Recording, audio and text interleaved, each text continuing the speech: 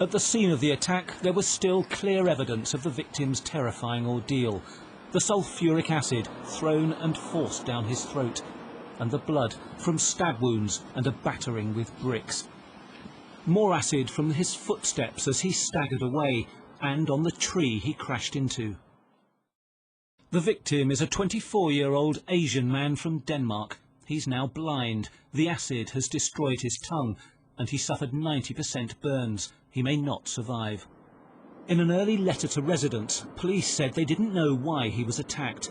Now they believe it was because of an illicit love affair, a so-called honour crime. She is a married woman in her 20s. She's from a deeply religious Muslim Pakistani family, and police fear she is now in grave danger herself. She lives in this same community in northeast London, where it's thought they met and fell in love, much to the anger of her family, who felt she'd brought dishonour to them. Police have issued the woman with what's called an Osman warning, alerting her officially to a serious risk of being murdered. The attack on the man happened in the early hours 3 weeks ago.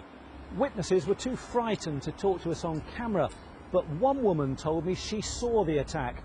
Then she watched as the victim got up and ran this way, pulling at his burning clothes all the time and screaming.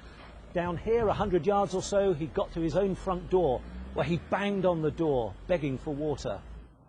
Neighbours were woken by his screams. He was absolutely screaming, absolutely screaming. I looked through the window and then I just saw a young man just running up and down the road, basically, just making loads of noise. The man had moved into a bedsit here several weeks ago. His room has been locked up. On his windowsill, apparent evidence of his westernisation. A community leader said honour crime was a cultural issue. It happens a lot in our community, especially in the Pakistani community. But we do try to educate the people regards to that. I mean, it's a cultural thing. It's a thing that's come from back home.